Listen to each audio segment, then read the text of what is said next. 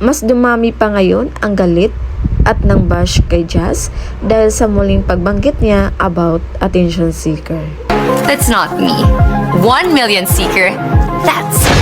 Nagsimula ang bashing at maraming galit kay Jazz sa naging rap battle nila ni Fiang.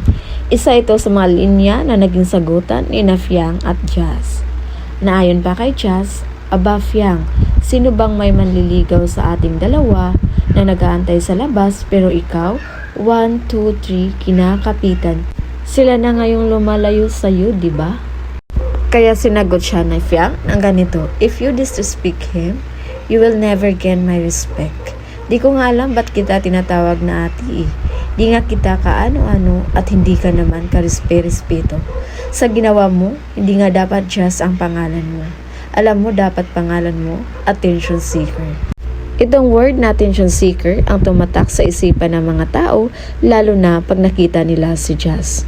Mas lumalim ang galit ng mga netizens dahil sa masakit na salitang binitawan ni Jazz kay Fiang. At isa kasi si Jazz sa mga housemates ni Kuya na backstabber.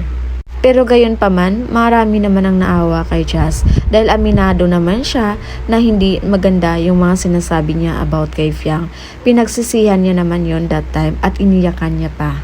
Pero nahirapan talaga mag-move on ang mga supporters ni Fiang.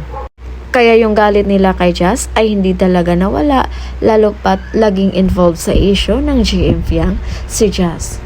At nung medyo humupa ng konti ang galit nila kay Jazz dahil nakita nila na parang nagpaubaya na ito sa GM Fiang.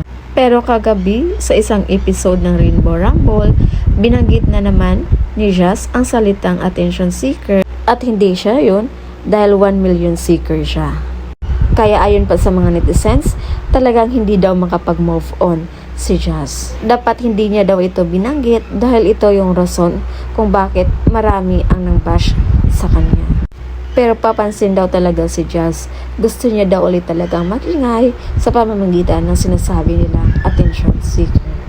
So yun muna yung pa-update natin guys. And again, this is Vinales TV. Thank you for watching.